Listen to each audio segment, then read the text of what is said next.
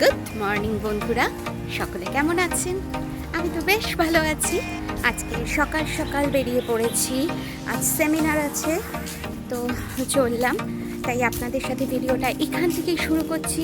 সারাদিন আমার সঙ্গে থাকুন আর দেখতে থাকুন আজ সারাদিন সেমিনারে কি করি, কি ধরনের সেমিনারে যাচ্ছি, সব কিছুই আপনাদের ছোট ছোট করে শেয়ার করার চেষ্টা করব। টিকিট কাটা কমপ্লিট, ট্রেন আসছে।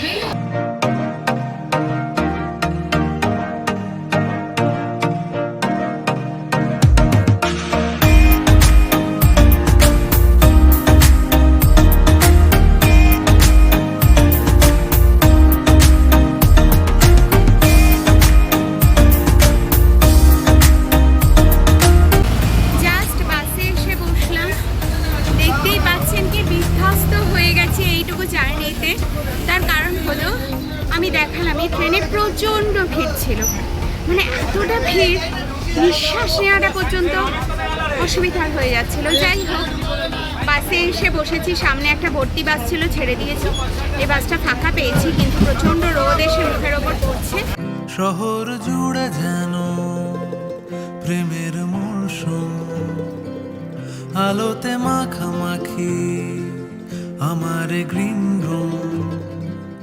কখনো নেমে আসে অচেনা প্যারাশুট, তোমাকে ভালোবেসে আমার চিরকুট। কলকাতা, তুমিও হেঁটে দেখো কলকাতা, তুমিও ভেবে দেখো কলকাতা। জাস্ট পৌঁছালাম, যা চেহারা ছিঁড়ি হয়েছে না যে বলার মতো না।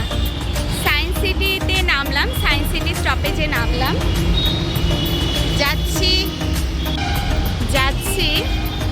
মিলন মেলা প্রাঙ্গণ।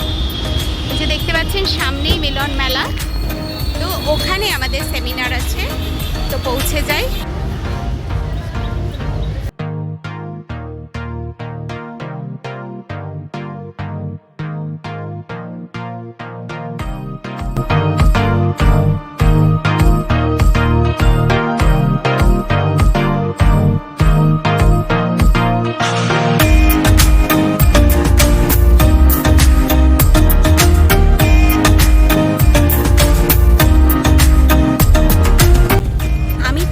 চন্দননগর থেকে আমার রেজিস্ট্রেশন করে নিয়ে চলে এসেছিলাম। দেখুন এখানে যে কাউন্টারগুলো খোলা আছে সেগুলো হলো এখানে এসে ডাইরেক্ট রেজিস্ট্রেশন।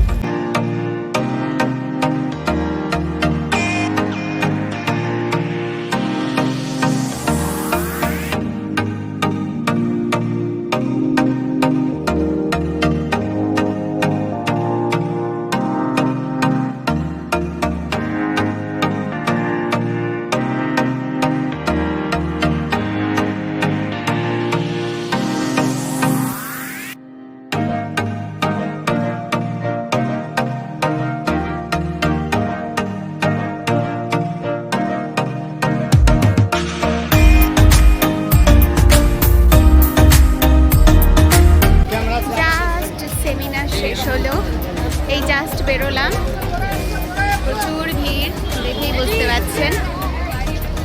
দারুণ ট্রেনিং ছিল। এবার বাসে উঠবো, বাসে উঠে ব্যাস বাড়ি যাব। এতক্ষণ এসিতে থেকে বাইরে বেরোনোর পর মনে হচ্ছে গায়ে ফোসকা পড়ছে, এতটা প্রচণ্ড গরম কলকাতা শহরে। আধ ঘন্টা হয়ে গেল বাসের জন্য দাঁড়িয়ে আছি, একটাও বাস নেই। অনেক মানুষ দাঁড়িয়ে আছে বাসের জন্য। বাস পেয়েছি, প্রচণ্ড ভিড়। যাই হোক, শিয়ালদায় নামবে, তাহলে বসার জায়গা পাবো। এতক্ষণে একটু বসার জায়গা পাওয়া গেছে। মৌলালি এসে গেছি, দেখা যাক কতক্ষণ লাগে।